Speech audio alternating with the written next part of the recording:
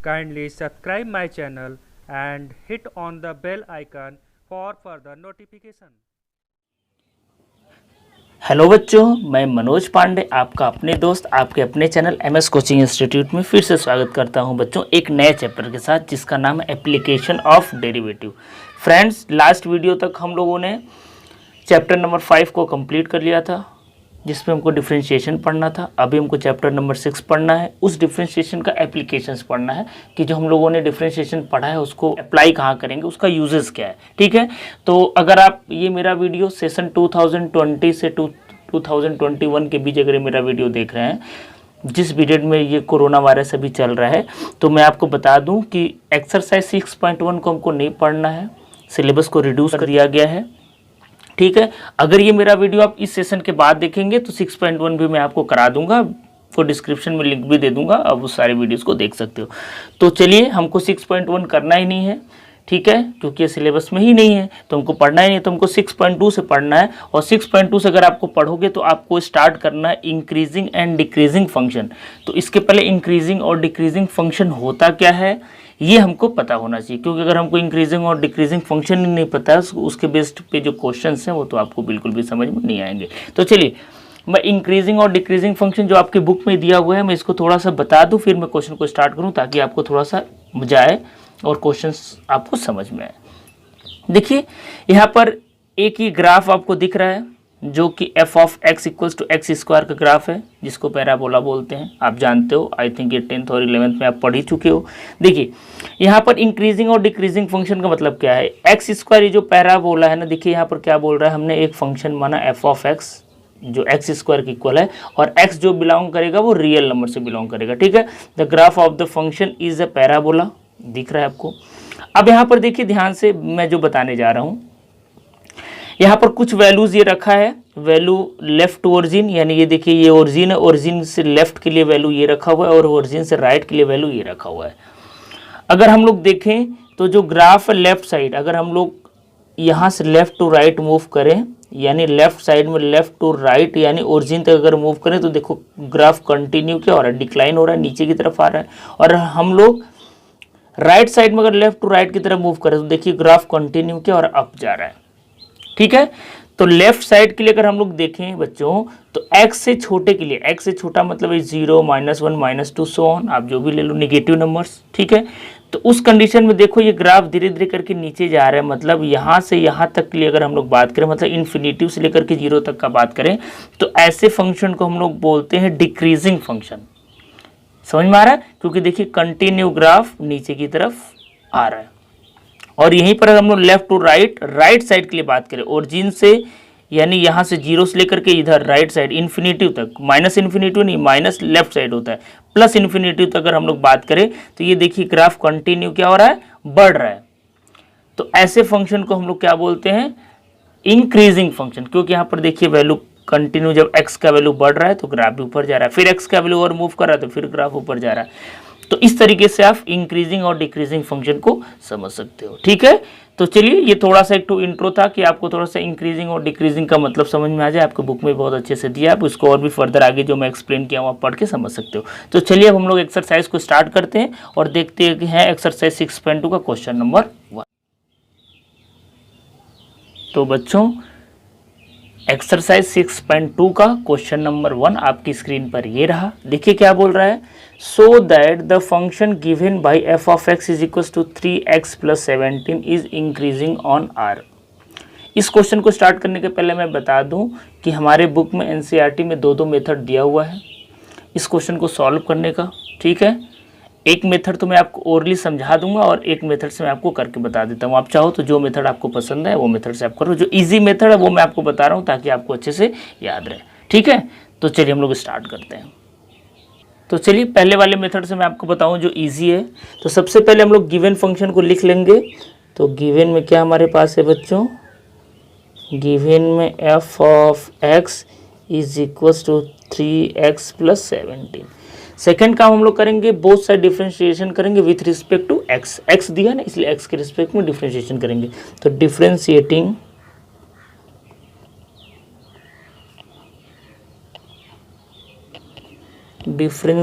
Both side with respect to x. तो f x का differentiation क्या हो जाएगा, एफ डैश एक्स हम लोग लिखते हैं, तो f dash x is equal to d by d x of 3x plus 17। तो f dash x is equal to, ठीक है। चलिए मैं ये जान के चल रहा हूँ कि आपको डिफरेंशिएशन आता है, क्योंकि डिफरेंशिएशन हम लोग बहुत अच्छे से कंप्लीट कर लिए, ठीक है। तो मैं डायरेक्ट डिफरेंशिएशन करके लिख देता हूँ, तो इसका अलग से करना पड़ेगा, इसका अलग से करना पड़ेगा। तो 3 कांस्टेंट बार एक्स का डिफरेंशिएशन एक्स के रिस्पेक्ट में 1 होता है, तो 3 × 1 ये डायरेक्ट क्या हो जाएगा, 3 हो जाएगा, और 17 कांस्टेंट का क्या हो जाता है, 0 हो जाता है।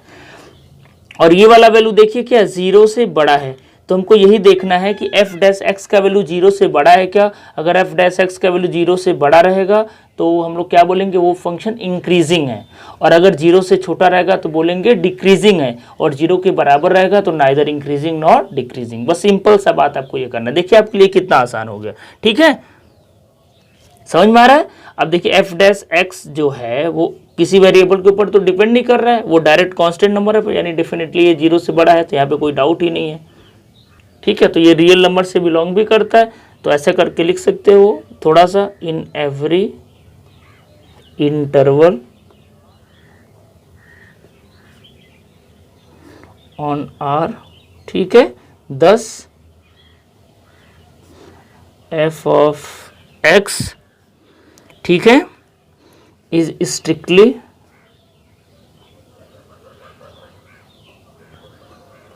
इंक्रीजिंग, ठीक है, ऑन आर। बस ऐसे ही करना है आपको, सिंपली कुछ नहीं करना है, डिफरेंशिएशन करना है जो गिवन फंक्शन देगा। अगर वो 0 से बड़ा होगा तो आप फिर से वही मैं बता रहा हूँ इंक्रीजिंग होगा, 0 से छोटा होगा तो डिक्रीजिंग होगा, और अगर 0 के बराबर होगा तो नाइदर इंक्रीजिंग नॉट डिक्रीजिंग। अब जो सेकंड मेथड में आपको बता रहा था उसमें देखिए बच्चों क्या करना है, उसके लिए आपको क्या करना पड़ेगा, 2 नंबर्स मानना पड़ेगा, यानी ऐसा करके लिख लोगे, let x1 and x2 be 2 numbers such that x1 is less than x2, यानी x1 x2 से बड़ा है, नहीं सॉरी छोटा है, और वो दोनों क्या आर से बिलोंग करते हैं, बिलोंगिंग टू आर। तो आपको क्या करना है, एफ एक्स के जगह एफ x1 निकालना है, तो यहाँ पे 3x1 प्लस 17 हो जाएगा। फिर एफ x2 निकालना पड़ेगा, तो x की जगह x2 रखना पड़ेगा, 3x2 प्लस।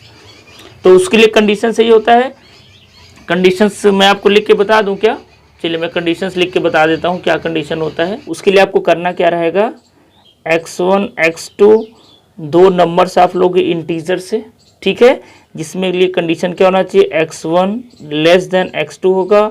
तो अगर इस कंडीशन में F x1 less than F x2 रहेगा, तो ऐसे कंडीशन में हम लोग बोलेंगे कि फंक्शन क्या इंक्रीजिंग है, ठीक है। और अगर x1 x2 से छोटा आप लोगे, और ये अगर इम्प्लाइज करेगा कि F x2 is greater than F x1 is greater than F x2, तो ऐसे कंडीशन में हम लोग बोलेंगे फंक्शन क्या डिक्रीजिंग है, ठीक है बच्चों। तो इस तरीके से आपको दूसरे तरीके से क्वेश्चन करना है। बाकी एनसीईआरटी में एग्जाम्पल में बहुत अच्छे से समझाया है, आप चाहो तो ये भी समझ सकते हो, कोई दिक्कत नहीं है, ठीक है। तो मैं सारे क्वेश्चंस को एक ही मेथड से कराऊंगा जो इजी है, जो आप बहुत अच्छे से कर पाओ, ठीक है। तो चलिए हम लोग नेक्स्ट क्वेश्चन की तरफ मूव करते हैं, जो क्वेश्चन नंबर 2 है। तो बच्चों क्वेश्चन नंबर 2 आपकी स्क्रीन पर ये रहा, क्या बोल रहा है, so that the function given by f of x is equal to two power 2x is increasing on R. इसको भी हम लोग सेम उसी मेथड से करते हैं। तो गिवन में बच्चों सबसे पहले हम लोग लिख लेंगे, हमारे पास क्या दिया हुआ है, गिवन में f of x is equal to e to power 2x, ठीक है। तो differentiating both side with respect to x, ठीक है। तो क्या हम लोग लिखेंगे, f dash x is equals to d by d x of e to power 2x, और ई टू पावर 2x का डिफ्रेंशिएशन आपको पता ही है, ई के पावर एक्स का ई के पावर एक्स होता है, और 2x का अलग से करोगे तो 2 से क्या हो जाएगा, मल्टीप्लाई हो जाएगा। इतना तो आपको बहुत अच्छे से पता है, ठीक है बच्चों। अब चलिए आगे बढ़ते हैं। अब सवाल ये उठता है कि क्या x के एवरी वैल्यू के लिए ये वाला पॉजिटिव है कि निगेटिव है, हमको यही तो देखना है। अगर 0 से एक बड़ा होगा, ठीक है, तो ये इंक्रीजिंग हो जाएगा, 0 से छोटा होगा तो डिक्रीजिंग हो जाएगा। तो आप एक चीज़ याद करके चलिए कि एक्सपोनेंशियल फंक्शन जो भी होता है यानी e के पावर x के फॉर्म में जो भी फंक्शन होता है वो x के हर वैल्यू के लिए पॉजिटिव होता है। अगर आप e के पावर x का एक्सपेंशन अगर आप जानते हो, जो कि क्लास 11th में आप आई थिंक पढ़ चुके हो, e के पावर x का एक्सपेंशन क्या होता है मैं आपको एक बार लिख के बता देता हूँ, ठीक है। तो x के एवरी वैल्यू के लिए क्या होना चाहिए, ये पॉजिटिव मिलना चाहिए। तो ठीक है, तो मैं तीनों कंडीशन करके बता देता हूँ। वैसे आप शॉर्ट में करना चाहो तो शॉर्ट में लिख सकते हो, every exponential function is positive, therefore given function is increasing on R. आप तो एक लाइन में आंसर लिख सकते हो, लेकिन थोड़ा सा इसको मैं डिटेल में आपको बता देता हूँ। एक्स के तीनों वैल्यू के लिए, अगर एक्स का वैल्यू क्या हो, 0 से छोटा हो, 0 के बराबर हो और 0 से बड़ा हो, तीनों के लिए करें। तो चलो first case, if x is greater than 0 के लिए चलिए मैं कर लेता हूँ, ठीक है। देन हमको क्या मिलेगा, ध्यान से देखिए, मैं डिटेल में करा रहा हूँ ताकि आपको दिक्कत ना हो, ठीक है बच्चों। देखिए हमारे पास ये क्या है, 2e के पावर 2x है। अगर इसको अगर आप एक्सपेंड करो तो इसको आप कैसे लिख सकते हो, ध्यान से देखो, एक्सपेंडेशन आप जानते हो। ये 2 को मैं बाहर लिख देता हूँ और e के पावर 2x को अगर हम एक्सपेंड करें तो क्या लिख सकते हैं, 1 + 2x + 2x का square upon factorial 2 plus dot dot dot so on, ऐसे करके तो जाएगा। अगर पता है तो अच्छी बात है, नहीं पता हो तो e के पावर x का की जगह रहेगा तो यहाँ पर 2 आप हटा लोगे, ठीक है। 1 + x अपॉन फैक्टोरियल 2 ऐसे करके लिखते जाते हैं। चलिए आगे बढ़े। अब ध्यान से देखिए, यहाँ पर x का वैल्यू अगर 0 से आप बड़ा रखोगे तो डेफिनेटली ये वैल्यू क्या हो जाएगा, 0 से बड़ा हो जाएगा। तो 0 से बड़ा हो गया तो इसका मतलब हमको क्या मिला, जो f' है उसका वैल्यू 0 से बड़ा हो गया। यानी ये तो पता चल गया कि x का वैल्यू 0 से बड़ा होगा तो ये स्ट्रिक्टली इंक्रीजिंग होगा। चलिए 0 करके देख लेते हैं। सेकेंड कंडीशन में, if x is equals to 0, अगर x इक्वल्स टू 0 है तो क्या मिल जाएगा, f' is equals to 2e to power 0 और e के पावर 0 का वैल्यू क्या होता है, 1 होता है। तो 2 × 1 करोगे तो क्या आ जाएगा, 2 आ जाएगा और ये भी वैल्यू क्या है, 0 से बड़ा है। तो इस कंडीशन में भी अगर हम लोग देखें तो f' का वैल्यू 0 से क्या हो गया बच्चों, बड़ा हो गया। तो इसके हिसाब से भी इंक्रीजिंग होना चाहिए, ठीक है। थर्ड केस देख लेते हैं, if x is less then 0, अगर लेस देन 0 होगा देन क्या हमको मिलेगा, तब देखिए तो क्या हो जाएगा। अगर हम लोग लिखना चाहेंगे तो 2e to power 2x function हमारे पास है भाई, f' का तो वैल्यू यही है ना। अगर हम लोग चलो एक कोई भी निगेटिव नंबर मान लेते हैं, कुछ भी निगेटिव नंबर एक मान लेते हैं, ठीक है। ऐसा करके आप लिख लीजिए हियर, एक कोई नंबर कुछ भी मान लीजिए, चलिए मैं z मान लेता हूँ, ठीक है। x is equals to z के बराबर है, x is equals to z के बराबर है, लेकिन ये नंबर क्या है, निगेटिव नंबर, यानी x का हमने कोई एक वैल्यू माना जो -z है, निगेटिव नंबर लेना इसलिए मैं माइनस के साथ लिख दिया। अब देखिए अगर यहाँ पर ये मैं पुट करना चाहूँगा तो क्या मिलेगा, तो ये तो 2 अपनी जगह है, e टू पावर -2z हो जाएगा। और जब आप इसको नीचे लाओगे तो क्या मिल जाएगा, 2/e के पावर 2z। और अभी हम लोगों ने देखा कि e टू पावर 2x का वैल्यू पॉजिटिव था कि नहीं था। जब e टू पावर 2x का वैल्यू पॉजिटिव था तो e के पावर 2z का वैल्यू पॉजिटिव होगा। और पॉजिटिव को पॉजिटिव से डिवाइड करोगे तो क्या मिलेगा, पॉजिटिव ही तो मिलेगा, मतलब क्या होगा, ये भी वैल्यू जो आपका है 0 से बड़ा मिलेगा, ठीक है। तो इस तरीके से इस कंडीशन में भी f' का जो वैल्यू है वो 0 से बड़ा है। तो जब तीनों कंडीशन में ये 0 से बड़ा है तो हम लोग क्या लिख सकते हैं कि x के हर वैल्यू के लिए f' 0 से बड़ा है तो f(x) is strictly increasing on r, ठीक है। तो चलिए इस सेंटेंस को मैं लिख देता हूँ 10, ठीक है, for all values of x, ठीक है, f' is greater than 0, so f of x is strictly increasing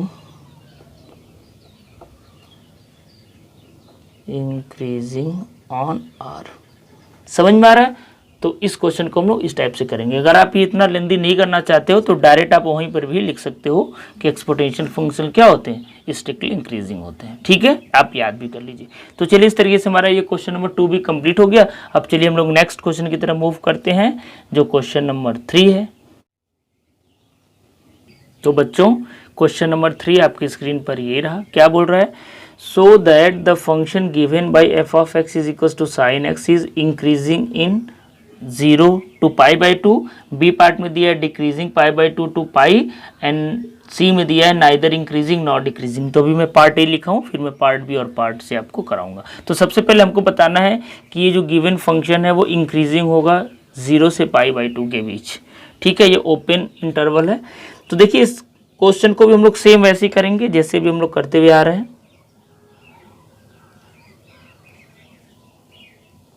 ठीक है, तो सबसे पहले लिख लेते हैं गिवन फंक्शन हमको क्या दिया हुआ है।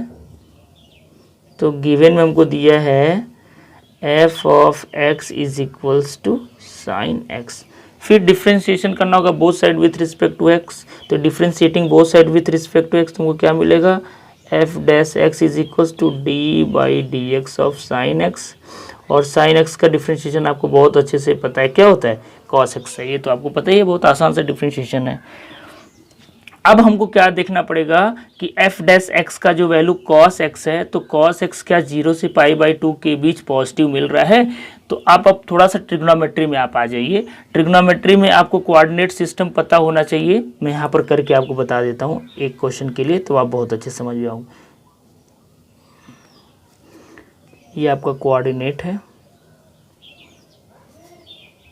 ठीक है, अब देखिए आपको याद होगा कि ये फर्स्ट क्वाड्रांट है, ये सेकंड क्वाड्रांट है, ये थर्ड क्वाड्रांट है और ये फोर्थ क्वाड्रांट है। ठीक है बच्चों, अब आपको पता है कि फर्स्ट क्वाड्रांट्स में सभी ट्रिग्नोमेट्रिकल फंक्शन क्या होता था, प्लस पॉजिटिव होता था, प्लस होता था। यानी sine cos tan cosec sec cot सभी पहले क्वाड्रांट्स में प्लस होता है। सेकंड में साइन और कोसेक पॉजिटिव होता है, अदर सब निगेटिव होता है।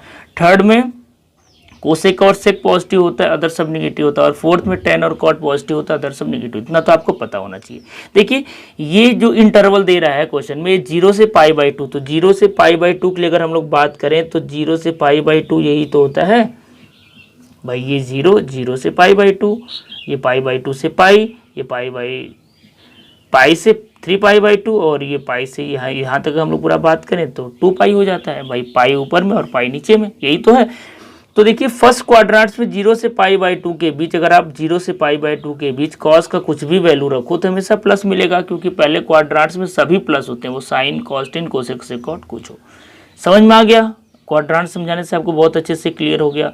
तो इस बात को आप सेंटेंस में सिर्फ लिख लीजिए। ठीक है, अब यहाँ पर लिख सकते हो आप,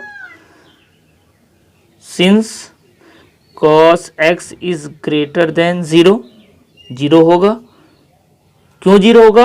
क्योंकि ये फर्स्ट क्वाड्रेंट्स में आ रहा है, 0 से π/2 के बीच में आ रहा है। ठीक है, तो बस सेंटेंस में आप लिख लीजिए, देयरफॉर वी हैव,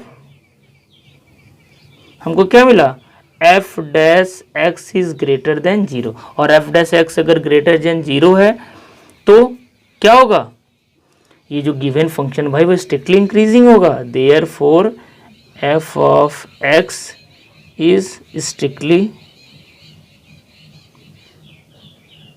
increasing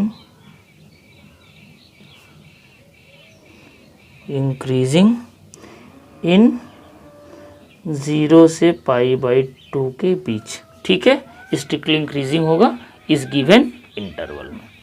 ठीक है, cos x 0 से बड़ा होगा। क्यों होगा? ब्रैकेट में अभी भी लिख सकते हो, due to in first quadrants. ठीक है, ये फर्स्ट क्वाड्रेंट्स में, इसलिए ये क्या होगा, 0 से बड़ा होगा, और 0 से बड़ा है तो स्ट्रिक्टली इंक्रीजिंग होगा। इस तरीके से अपना ये पार्ट ए हो गया। अब चलिए पार्ट बी की तरफ मूव करते हैं।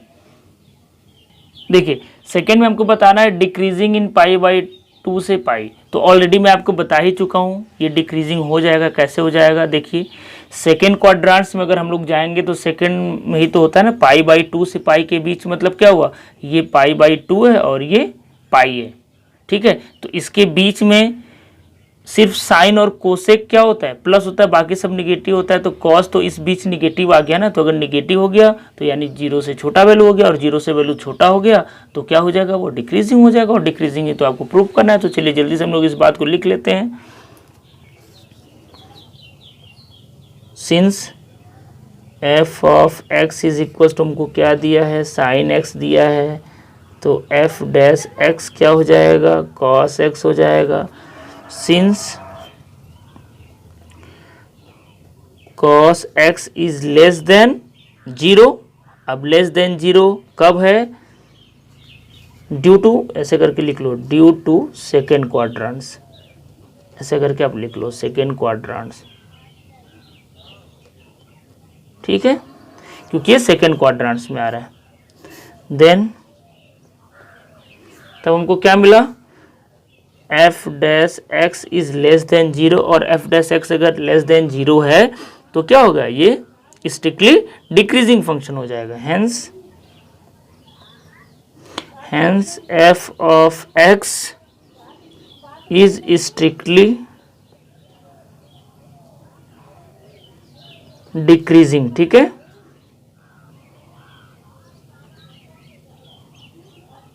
Strictly decreasing in pi by 2 to pi. तो इस तरीके से इस क्वेश्चन को हम लोग ऐसे करेंगे डिक्रीजिंग के लिए। तो चलिए हम लोग सी पार्ट की तरफ मूव करते हैं। तो बच्चों पार्ट नंबर सी आपकी स्क्रीन पर ये रहा, क्या बोल रहा है, neither increasing not decreasing in pi to pi by, sorry in 0 to पाई।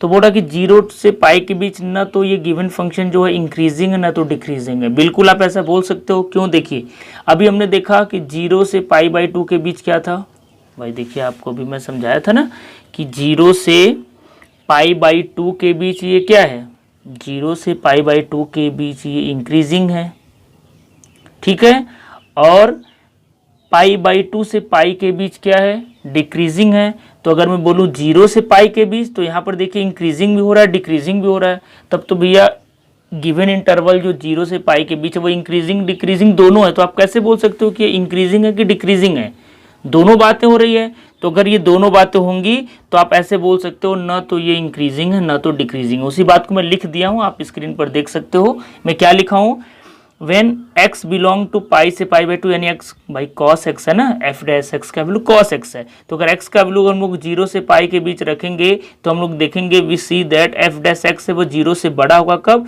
जब 0 से पाई बाई 2 के बीच होगा, जस्ट पहले पार्ट में था, और f डैश x का वैल्यू 0 से छोटा होगा जब पाई बाई 2 से पाई के बीच होगा, जो कि सेकेंड पार्ट में था, ठीक है। तो इस तरीके से f dash x is positive and negative both in 0 से पाई।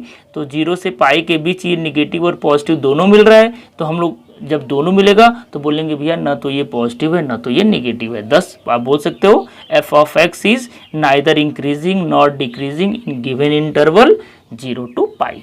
तो इस तरीके से बच्चों हमारा ये क्वेश्चन नंबर 3 भी कंप्लीट हो गया। आई होप क्वेश्चन नंबर 1 से लेकर के 3 तक का सोल्यूशन आपको बहुत अच्छे से समझ में आया होगा। अगर अभी तक आपने वीडियो को लाइक नहीं किया है और वीडियो पसंद आ गया है तो जल्दी से वीडियो को लाइक कर दीजिए, और अगर आप फर्स्ट टाइम हमारे चैनल पर विजिट किए हो तो चैनल को सब्सक्राइब कर लीजिए। बाकी मैं डिस्क्रिप्शन में आपको chapter number 3, chapter number 4, chapter number 5 जो कि वीडियो सब कंप्लीट हो चुका उसका डिस्क्रिप्शन में मैं लिंक दे दूंगा, उसको ओपन करके ये सारे चैप्टर के क्वेश्चन को आप कर सकते हो जिन क्वेश्चन में आपको प्रॉब्लम है। तो इस वीडियो में इतना तक ही, हम लोग नेक्स्ट वीडियो में मिलेंगे, तब तक के लिए थैंक यू सो मच।